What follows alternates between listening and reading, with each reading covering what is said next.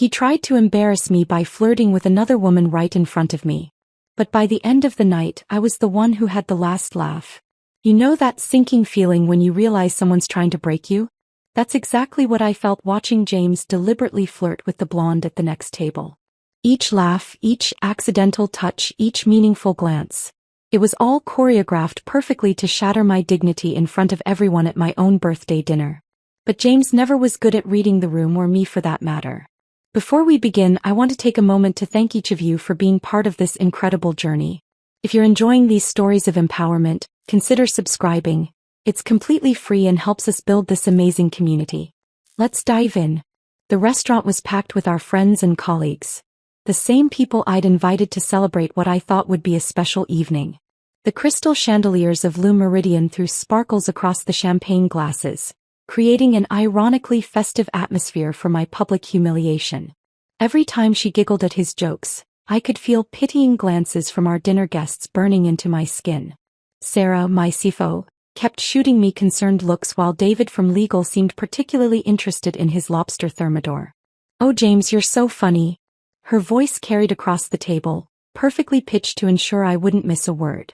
She was beautiful, I'll give her that.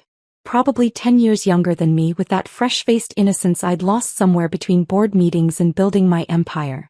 Her red dress was designer, but just a touch too obvious for Le Meridian's refined atmosphere. James had always been predictable in his tastes. What James didn't know was that while he was playing his little game, I was sitting on information that would make this evening unforgettable. Just not in the way he planned. You see, success leaves clues and failure leaves paperwork. 2 weeks ago, I discovered something interesting about James's new business venture. The one he'd been funneling my investment firm's money into. The same venture he'd been using to impress his new friend with tales of his business acumen. I watched him gesture animatedly, probably explaining his brilliant strategy for market disruption. The same strategy that involved cooking books so creatively they could have won a Michelin star.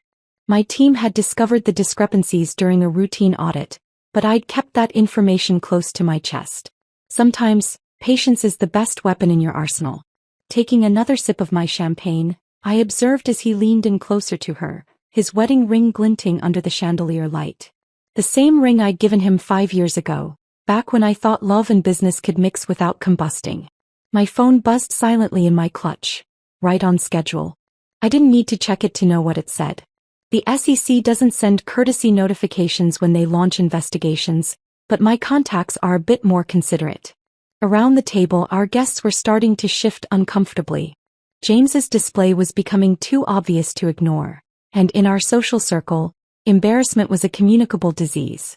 I could see reputations being mentally recalculated, alliances shifting like tectonic plates beneath the surface of polite society. "Another bottle of the Krug, please," I told the hovering sommelier, my voice carrying just enough to draw attention. "I think we all need it for what's coming next." The blonde, Jessica, according to her LinkedIn profile that I'd studied thoroughly, laughed at something James whispered in her ear. Her laugh was practiced, professional. It should be, considering her role as VP of Corporate Communications at Henderson Global. Our biggest competitor, and coincidentally, the company that had just secretly agreed to acquire my firm along with all its assets and liabilities, including James's creative accounting projects. "James, darling," I called out, my voice steady and sweet as artificial sweetener. "Why don't you invite your friend to join our table? I'm sure everyone would love to meet the new VP of Corporate Communications at Henderson Global." The color drained from his face so fast I thought he might faint. Jessica's professional laugh cut off mid-sound. The table went quiet enough to hear a reputation drop. You see, James had always underestimated me. He saw what he wanted to see. The woman who'd given him a job, a ring, and apparently, enough rope to hang himself professionally. What he never saw was the chess player, the strategist who'd built a $1 million investment firm from scratch while he was still trading penny stocks and dreams. "How?" James started, but I cut him off with a smile that could freeze hell. "Happy birthday to me," I said, raising my glass. The ice cubes clinked against the crystal, a perfect accompaniment to the sound of James's world beginning to crumble. "Jessica, I hope your team at Henderson is ready for a busy week. The press loves a good corporate scandal, especially one with such personal elements. Around the table, realization dawned like a slow-motion car crash. Sarah's concern transformed into barely concealed glee. She'd never liked James. David the lawyer had finally looked up from his lobster, his expression professional but his eyes alight with the joy of someone who lives for contractual bloodbaths. He tried to humiliate me by flirting with another woman in front of me. But by the end of the night, it was me who walked away with the last laugh, along with his company, his reputation, and the knowledge that sometimes, revenge is best served with a side of champagne and a garnish of perfect timing. As I stood to leave, I couldn't help but appreciate the symmetry of it all. James had wanted to make my birthday memorable. And thanks to his spectacular miscalculation, it would be a night none of us would ever forget. The silence that followed my announcement lasted precisely 3 seconds before chaos erupted in the most polite way possible. Lou Meridian's other patrons pretended not to stare while watching every moment of the unfolding drama. James stood frozen, his expensive suit suddenly seeming to hang awkwardly on his frame, while Jessica's professional composure cracked like thin ice. "I don't know what you're talking about," James attempted, his voice carrying that fake confidence I'd heard so many times in board meetings before he presented cooked numbers. "Jessica and I were just discussing potential business opportunities." "Oh, I'm sure you were." I took another sip of champagne, savoring the moment like a fine vintage. "Just like you were discussing business opportunities when you diverted $2.3 million from the Anderson account into your shell company?" Sarah choked on her drink, though I couldn't tell if it was from shock or delight. The rest of our dinner guests were doing their best impressions of tennis spectators, heads swiveling between James and me. Jessica started gathering her things, her movements sharp and panicked. "I should go." "Please stay," I said, my tone making it clear this wasn't a request. After all, Henderson Global might want to know exactly what kind of liability they're inheriting when the merger goes through. Or did James not mention that part when he was sharing insider information? The color that had drained from James's face now rushed back in an angry flush. He took a step toward our table, then seemed to think better of it when David the lawyer cleared his throat meaningfully. "You can't prove anything," James hissed, but his eyes darted to his half-empty whiskey glass like he wished it was something stronger. I reached into my clutch and pulled out a small USB drive, placing it delicately next to my champagne flute. "Funny thing about modern technology, it leaves traces. Emails, bank transfers, even those cute little messages you've been sending Jessica about our company's confidential information. The SEC finds these things fascinating." The restaurant's soft background music seemed to fade away as the weight of my words settled over the table. James's hands were trembling now, though he tried to hide it by shoving them in his pockets. "You're bluffing," he said, but his voice cracked on the second word. "Am I?" I smiled, the kind of smile that sharks might give if they wore Chanel. "Would you like to test that theory? I'm sure our guests would love to hear the details. Or perhaps we should call the partners at Henderson Global. I have them on speed dial." Jessica stood abruptly, her chair scraping against the floor with an undignified screech. We didn't." She looked at James with a mixture of horror and betrayal before grabbing her purse and practically running for the exit. "Wait." James called after her, taking a few steps before realizing that following her would only confirm everything to our audience. I stood slowly, smoothing my dress with deliberate care. "You know, James, when you decided to humiliate me at my own birthday dinner, you really should have chosen someone who wasn't working for our biggest competitor. That's the problem with your schemes, you never think them through to the end." Our dinner guests were silent now, watching the systematic destruction of James's career and reputation with the fascinated horror of people watching a luxury car crash in slow motion. "What do you want?" James finally asked, his voice barely above a whisper. "Want?" I laughed, and it was a genuine laugh, the kind that comes from pure, undiluted satisfaction. "I already have everything I want. By this time tomorrow the SEC will have their investigation underway, Henderson Global will be backing out of their merger plans, and you—" I paused, letting the moment stretch. "You will be exactly what you've always been, a man who mistook my kindness for weakness." I picked up my clutch, leaving the USB drive on the table like a loaded gun. "Happy birthday to me indeed." Turning to our guests, I added, "Please enjoy the rest of dinner. I've already taken care of the bill. Consider it a parting gift." As I walked toward the exit, I could hear the murmurs starting behind me, the buzz of scandal taking wing. James remained rooted to his spot, staring at the USB drive like it was a venomous snake. In a way, it was one that he had nurtured in his own books, fed with his own greed, and ultimately let strike at his own heart. He had tried to humiliate me in front of everyone who mattered in our world. Instead, he'd given me the perfect stage for his own undoing. Sometimes karma needs a helping hand, and mine was manicured to perfection. The night air hit my face as I stepped out of Le Méridien, carrying with it the sweet scent of victory. My driver, Michael, was already waiting with the car door open. What James never knew was that Michael wasn't just my driver. He was also a former intelligence operative who'd been instrumental in uncovering the web of lies I'd just exposed. "Everything went according to plan?" Michael asked as he pulled away from the curb. "Even better." I slipped off my heels, letting the tension of the evening seep out of my shoulders. Jessica played her part perfectly, even though she had no idea she was in my production. The truth was, I'd known about James's affair with Jessica for 3 months. What he didn't realize was that she wasn't his first contact at Henderson Global. I was.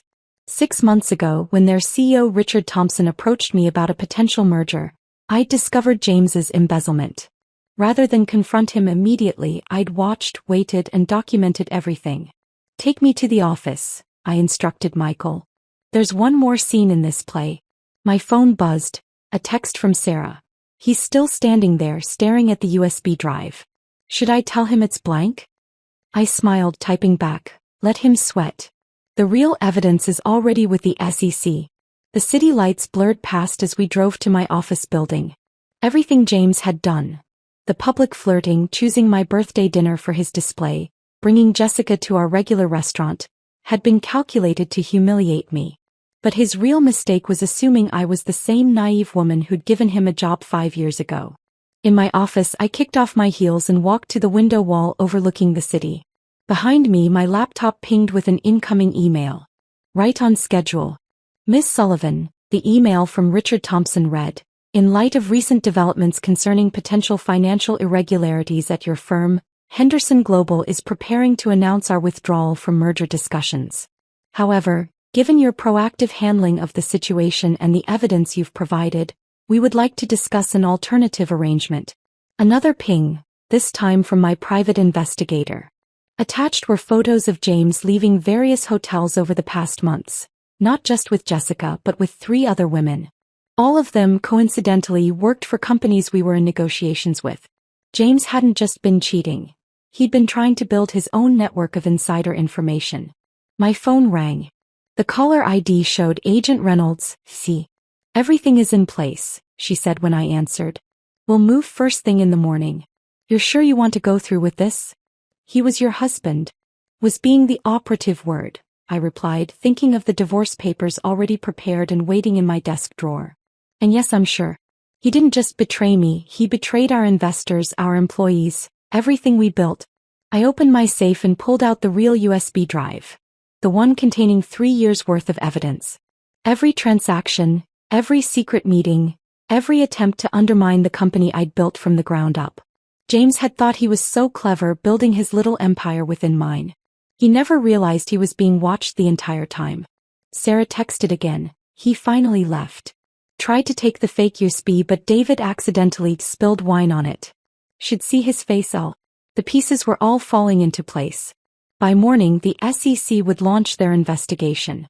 By noon, Henderson Global would publicly withdraw from the merger. And by evening, James would discover that his access to all accounts, both corporate and personal, had been frozen. But the real twist? Those companies he thought he was manipulating through his affairs? They were all subsidiaries of my parent corporation, staffed with loyal employees who'd been reporting his every move back to me. Jessica, the other women, the seemingly careless flirtations, all of it had been a carefully orchestrated dance, leading to this moment. I poured myself a glass of scotch from the crystal decanter in my office, the one James had given me for our first anniversary. The irony wasn't lost on me. "Your car is still at the restaurant," Michael's voice came through the intercom. "Would you like me to have it brought here?" "No," I replied, watching the city lights twinkle below. "Let him see it there tomorrow morning when he's desperately trying to salvage what's left of his dignity." Sometimes the best revenge isn't just about winning. It's about making sure they know exactly how thoroughly they lost. Morning arrived with the precision of a well-oiled machine. I'd barely slept, but adrenaline was a better stimulant than coffee. My phone started buzzing at exactly 7 a.m., right as the SEC's investigation became public knowledge. Turn on CNBC. Sarah's voice crackled through my car's speakers as Michael drove me to the office. The financial news anchor was already dissecting the developing scandal at Sullivan and Partners Investment Group. The ticker at the bottom of the screen showed our stock had been temporarily suspended from trading. James just tried to access his executive account, my IT head Kevin messaged. Should I let him in just to see the emptiness or keep him locked out? Let him in, I replied. Sometimes the horror of seeing everything gone is better than wondering what's left. The office was buzzing when I arrived. Everyone knew something big was happening, but only my inner circle knew the full scope. I'd spent months preparing them, positioning loyal employees in key roles, ensuring that when James fell, the company would stand stronger. Henderson Global just released their statement, David announced, walking into my office with his tablet. In light of recent developments, Henderson Global regretfully announces its withdrawal from merger discussions with Sullivan and Partners.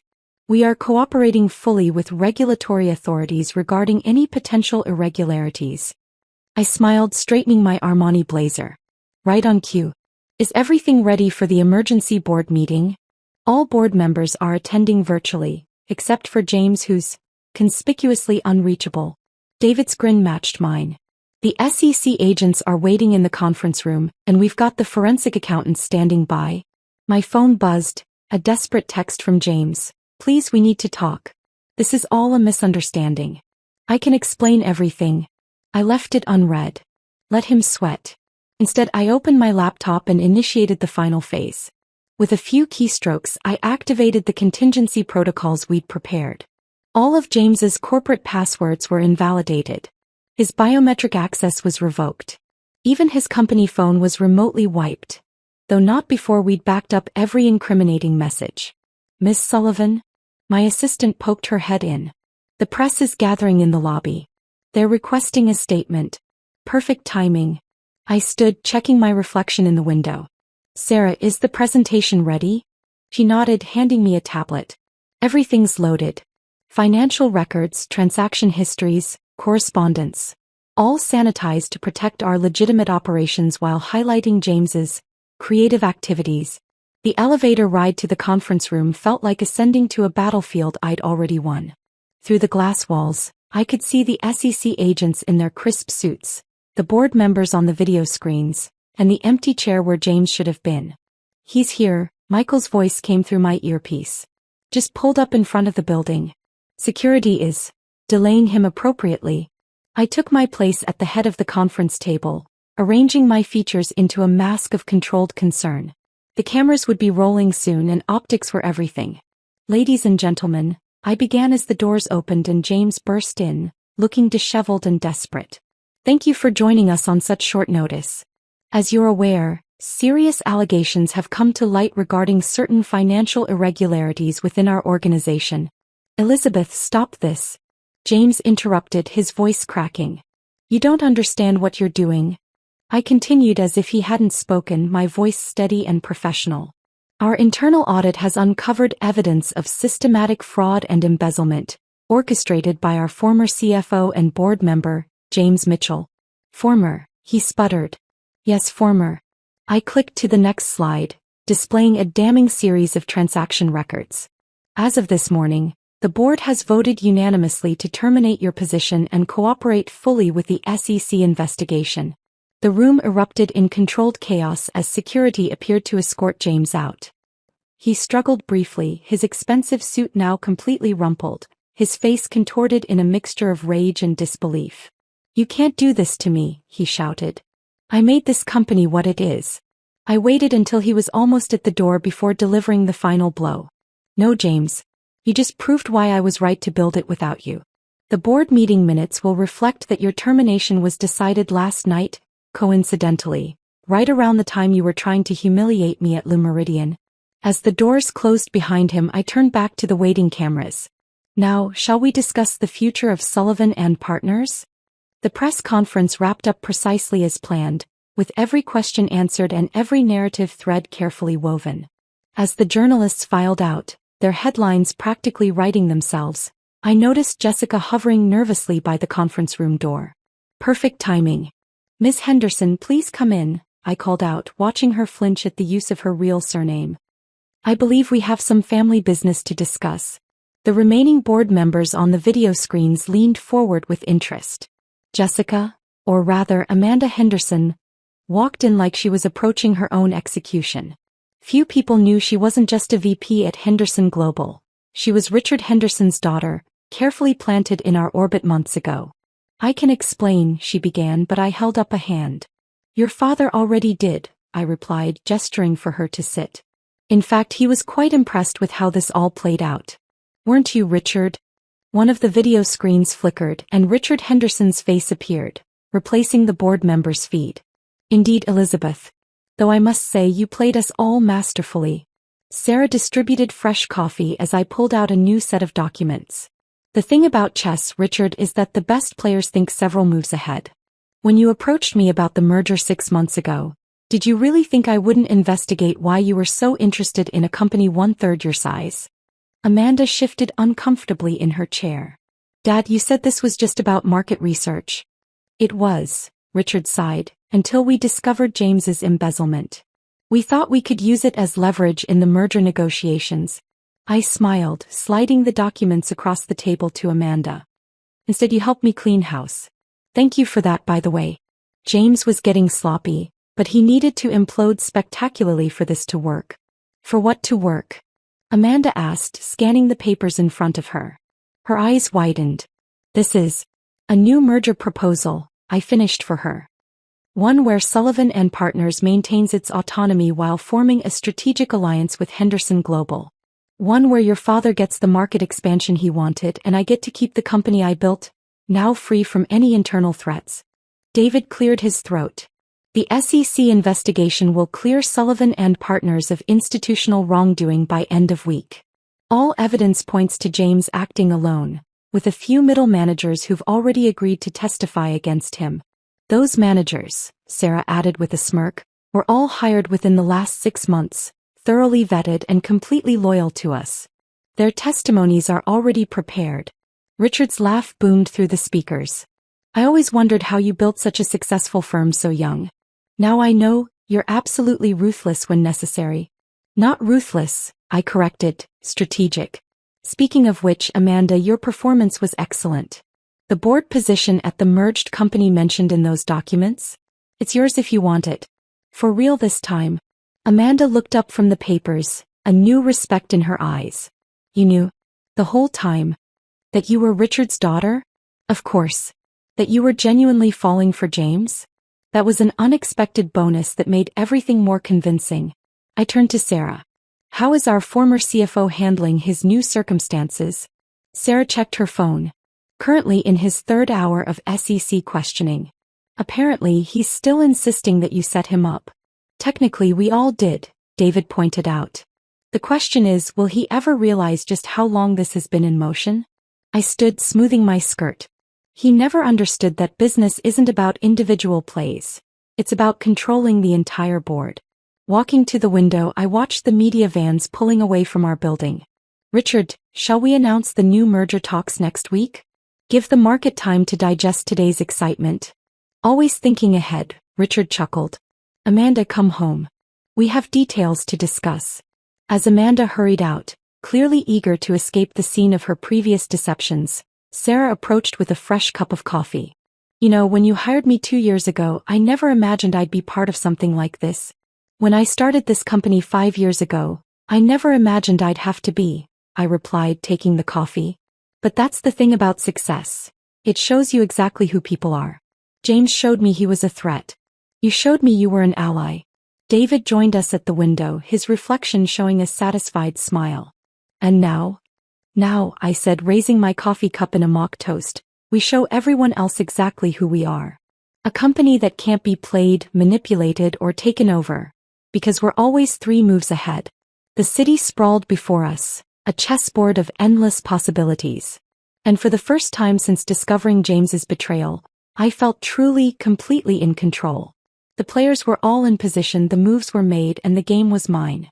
The rest of the afternoon passed in a blur of conference calls and strategy meetings. It wasn't until my phone buzzed with an unexpected alert that the real endgame began to unfold. "He's trying to access the private servers," Kevin's message read. "Using his old backdoor credentials." I smiled, setting down my coffee. "Let him in." Sarah looked up from her tablet. "Are you sure? We could just lock him out completely." "No," I replied, moving to my computer. "Let him think he's found a way to salvage something. It's time he learned what real helplessness feels like." We watched in real time as James navigated through what he thought was our secure server. What he didn't know was that he was in a carefully constructed honeypot, a fake system designed to look exactly like our actual network. Every file he accessed, every document he tried to download, was being logged and transmitted directly to the SEC. "He's going for the offshore account records," Kevin reported. "Of course he is," David chuckled. "Should I call Agent Reynolds now?" I held up a hand. "Wait for it. He needs to try the transfer first." Minutes ticked by as we watched James attempt to access the hidden accounts he'd set up, accounts we'd known about for months but had left untouched as bait. On my screen, I could see him trying desperately to move funds, his multiple failed attempts growing more frantic. "Miss Sullivan," my assistant's voice came through the intercom. "Mr. Mitchell is in the lobby. He's quite insistent about seeing you." "Perfect timing. Send him up." "And Maria? Make sure security is ready." Sarah raised an eyebrow. "You're actually going to see him?" "Oh yes," I replied, straightening my desk. Every great performance deserves a proper finale. The elevator dinged and James burst through my office doors, his earlier polish completely shattered. His tie was loose, hair disheveled, and the wild look in his eyes suggested he'd been drinking. "What did you do?" he demanded, stumbling slightly. "The accounts, all of them, they're empty." I leaned back in my chair, projecting calm. "Are they? How interesting that you'd know about accounts that officially don't exist." "Don't play games with me, Elizabeth. Those were my insurance policies." "No, James," I corrected, standing slowly. "They were evidence. Every transfer, every hidden account, every attempt to steal from this company. It's all documented. And as of, I checked my watch, 3 minutes ago, it's all in the hands of the S." His face went through a rapid succession of emotions: rage, fear, disbelief. "You can't prove anything." I covered my tracks. "Did you?" I pressed a button on my desk and the wall of screens behind me lit up. Each one showed a different piece of evidence. Bank transfers, falsified reports, secret meetings with competitors. "Your definition of covered needs work." "This is all fake," he sputtered. "You set me up." "Actually," David said, emerging from my private conference room with Agent Reynolds, "you set yourself up. We just made sure to document everything." James spun around, nearly losing his balance. "You don't understand," he pleaded with the SEC agent. "She's the one manipulating everything. She trapped me." "By making you embezzle funds?" Agent Reynolds asked dryly. "By forcing you to create fake accounts? By compelling you to attempt unauthorized access to corporate servers just now?" The color drained from James's face as realization dawned. "You were watching, all this time?" "We were," I confirmed, walking around my desk. "Every desperate move you just made trying to hide your crimes? Logged, tracked, and transmitted. Your insurance policies just became the final nails in your coffin." Security appeared in the doorway as James lunged for my desk. "You vindictive bitch. You planned this all along." "No, James," I said as the guards restrained him. "You planned this the moment you decided to betray everything we built. I just decided to make sure you lost everything in return." Agent Reynolds stepped forward, pulling out her handcuffs. "James Mitchell, you're under arrest for securities fraud, embezzlement, and attempted unauthorized access of corporate systems." As they led him away, his threats and protests echoing down the hallway, Sarah handed me a glass of champagne. Was it worth it? All these months of planning? I walked to the window, watching as they loaded James into an FBI vehicle below. He tried to humiliate me in front of everyone who mattered. Tried to make me look weak, foolish, easily discarded. Instead, he proved exactly why I'm the one who belongs in this office. The car pulled away, and with it, the last traces of my failed marriage and James's attempted corporate coup. The tables hadn't just turned. They'd been flipped entirely, scattering all his carefully laid plans into chaos. Now, I said, turning back to my team, let's discuss how we're going to double our market share by the end of the quarter. The adrenaline of victory lasted exactly 3 days. It wasn't until I walked into my empty penthouse apartment Friday evening that the full weight of everything settled onto my shoulders. The silence was deafening, broken only by the distant sound of city traffic 50 floors below. My phone had been buzzing constantly with messages. Some congratulatory, others concerned, and a few from people scrambling to distance themselves from James. But it was the text from his mother that finally made me pause. How could you do this to him? To our family? I poured myself a generous glass of scotch, remembering all the holiday dinners at their house, the way his father had treated me like the daughter they never had. They were innocent casualties in this war, and their pain was the first crack in my armor of righteousness. Miss Sullivan? Maria's voice came through on my private line. I'm sorry to disturb you at home, but Mr. Mitchell's assistant, Jenny, is asking about her position. She's worried about being implicated. Jenny, fresh out of college, hired by James 6 months ago. Another innocent caught in the crossfire. Tell her to come see me Monday morning. Her job is safe. After hanging up, I walked to the floor-to-ceiling windows. The city sparkled below, uncaring about the lives being reshaped in its glass towers. My reflection stared back at me, and for a moment I hardly recognized myself. My phone buzzed again. Sarah this time. You need to see this. James's daughter from his first marriage is on social media. It's not good, Claire. I'd forgotten about Claire. She was in her senior year at Yale, proudly posting about her father's business acumen just last month. Now her world had imploded too, her family name tainted, her father's disgrace splashed across every financial news outlet. I opened the post Sarah mentioned. Claire's words were raw, angry, devastating. How does it feel, Elizabeth, destroying not just my father but our entire family? Hope your revenge was worth it. The scotch burned going down, but not enough to wash away the taste of Pyrrhic victory. In the corner of my home office, a photo caught my eye. James and I at a charity gala last year, both smiling, both lying. I walked over and turned it face down. The partners at Anderson and Reed are pulling their investments. David's message flashed on my screen. They're worried about association with the scandal. Of course they were. The same people who'd laughed at James's jokes last week were now running for cover, taking their money with them. The company would survive. I'd made sure of that. But the ripples of destruction were spreading wider than I'd anticipated. My private elevator pinged and Sarah stepped out. I hadn't even heard her call up. I thought you might need this, she said, holding up a bottle of wine and 2 glasses.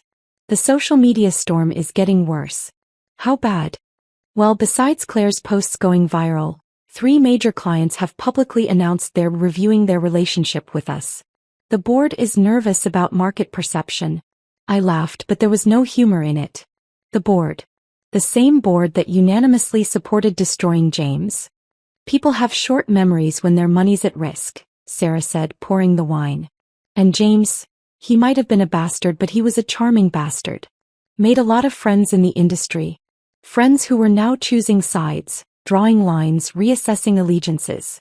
The clean victory I'd imagined was turning messy, complicated by human emotions and relationships I'd overlooked in my pursuit of revenge. Claire called the office, Sarah continued carefully.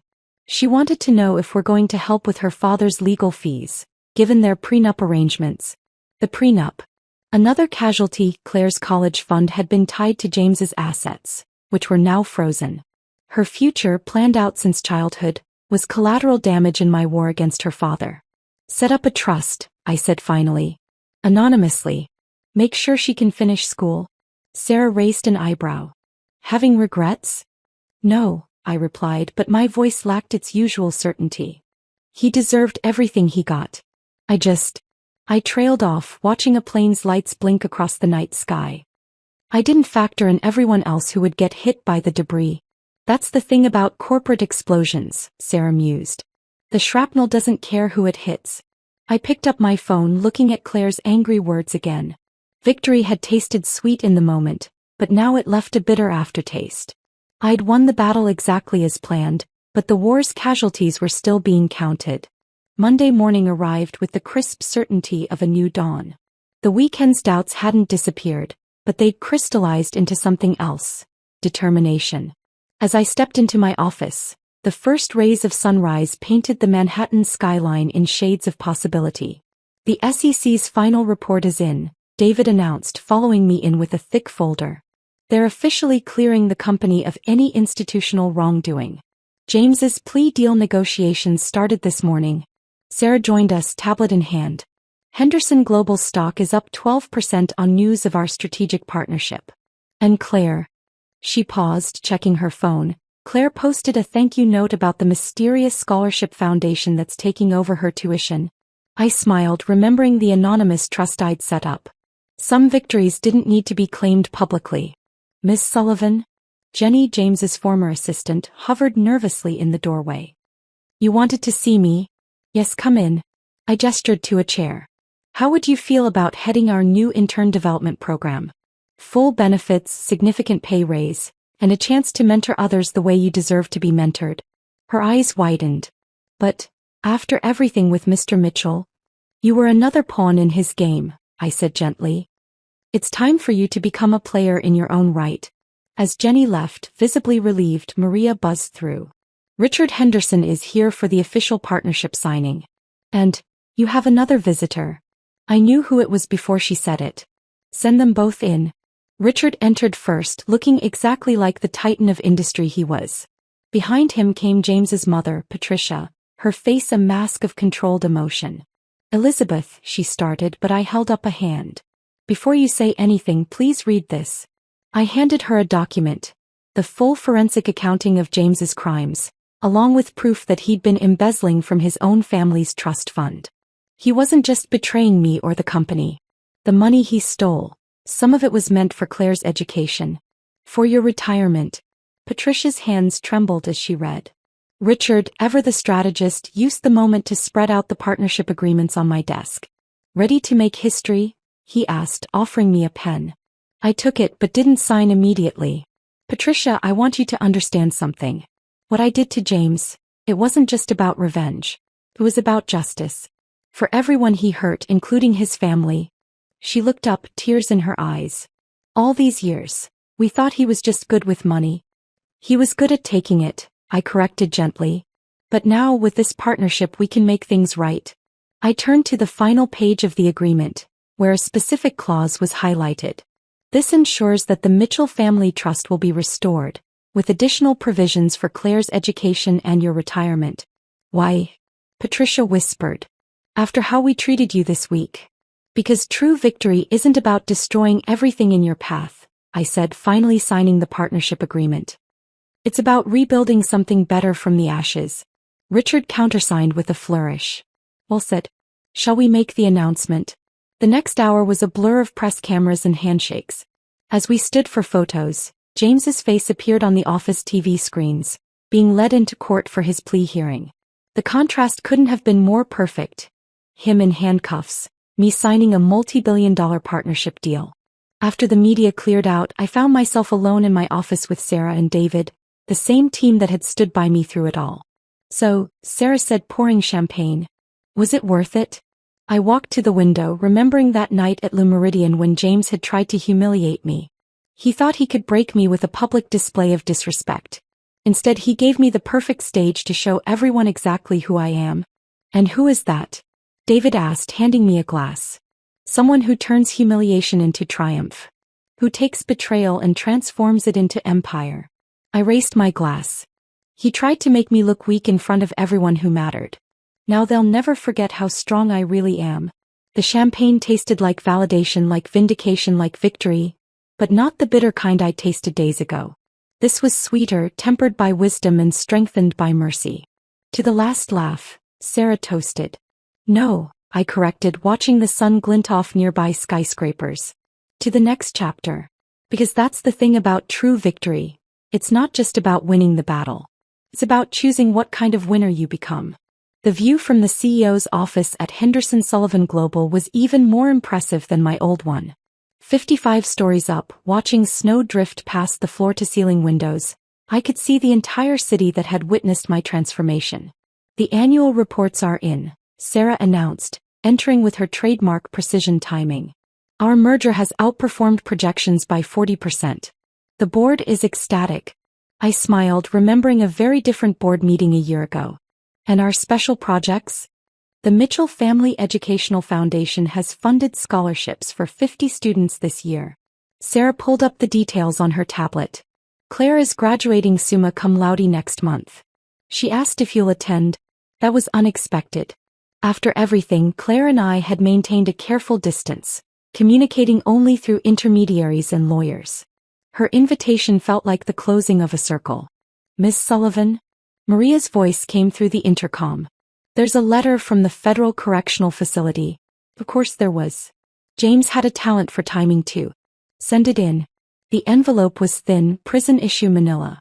Inside was a single page, the handwriting familiar yet changed. Less confident, more cramped. You won, it began simply.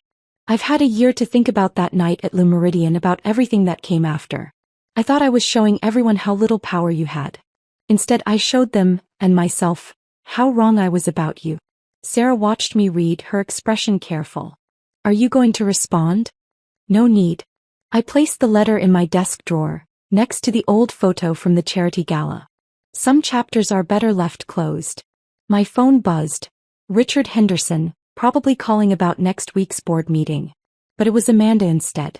Turn on CNBC, she said without preamble. They're doing a piece on women reshaping Wall Street. You're the lead story. The TV flickered to life, showing footage from that fateful night at Le Méridien, followed by shots of James's arrest and the merger announcement. The headline read, From Humiliation to Empire, the Elizabeth Sullivan story. Looking back, my recorded self said on screen, success isn't just about winning. It's about transforming adversity into opportunity, betrayal into strength. David entered as the segment ended. Speaking of transformation, Jenny's intern program is being featured in Business Weekly. Apparently, we're revolutionizing corporate mentorship. I thought of Jenny, now confidently running her own department, and all the other lives that had been reshaped in the aftermath of my revenge. Some changes were planned, others unexpected, but all of them had contributed to something larger than mere retribution. Your next appointment is here, Maria announced. The potential new CFO? Send her in. I turned to Sarah and David. Would you both stay?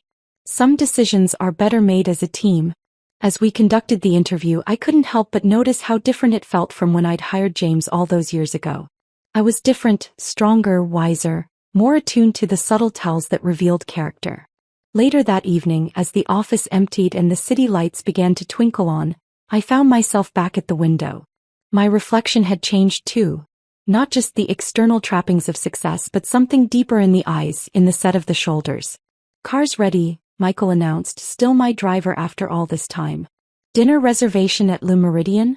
I smiled at the irony. Not tonight. Some restaurants are better left as memories. Instead, I gathered my things and prepared to head home to my new apartment. A penthouse with a view of both the sunrise and sunset.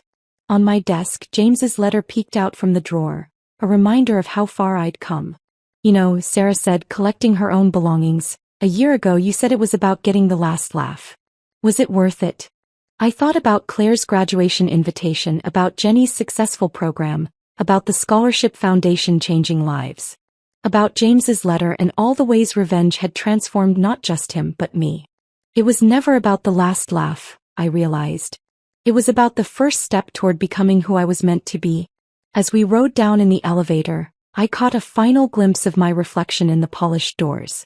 The woman who'd been humiliated at Le Méridien was gone, replaced by someone stronger, more complex, more complete. He had tried to humiliate me by flirting with another woman in front of me. But by the end of that night, and every night since, it was me who walked away with something far more valuable than the last laugh. I walked away with my destiny.